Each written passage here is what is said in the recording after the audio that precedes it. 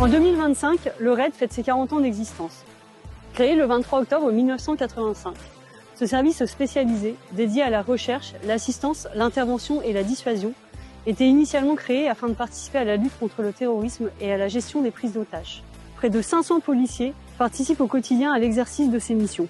Le RAID est présent sur l'ensemble du territoire national, en région parisienne, mais aussi à travers ses 10 antennes en province et ses 6 antennes en Outre-mer. Aujourd'hui, les missions du RAID sont multiples. Il participe à la prévention et à la répression de la criminalité et du terrorisme, à la gestion des troubles à l'ordre public lorsque ceux-ci nécessitent des techniques et des moyens spécifiques, et à la protection des personnalités auprès du service de la protection. Ici, à Nice, plusieurs spécialités du RAID sont mises à l'honneur. Notre mission principale, ça va être de faire une réserve d'intervention, c'est-à-dire avoir des opérateurs en capacité de répondre très rapidement à tout type d'attaque.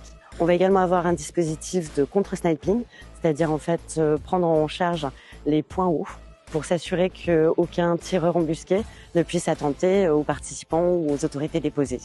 Ensuite, comme nous sommes à Nice et dans le port de Nice, on va avoir une réserve d'intervention nautique qui pourra se projeter d'un côté et de l'autre du port de Nice. Et nous avons également un système de lutte anti-drone. Notre dispositif est 3D, terre, mer et air. Nous sommes à disposition des autres unités. Grâce aux renseignements que nous fournit l'enseignement territorial, mais également la Direction générale de la sécurité intérieure, on va calibrer notre dispositif et on travaille donc avec la CRS, avec la DIPN, avec tous les services pour pouvoir mettre en place un dispositif le plus millimétré, le plus fin possible pour faire face à toutes les menaces. Notre métier à nous est très discret, très secret.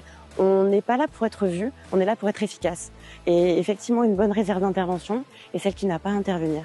Et notre rôle à nous est de dissuader les éventuels auteurs de menaces de passer à l'acte.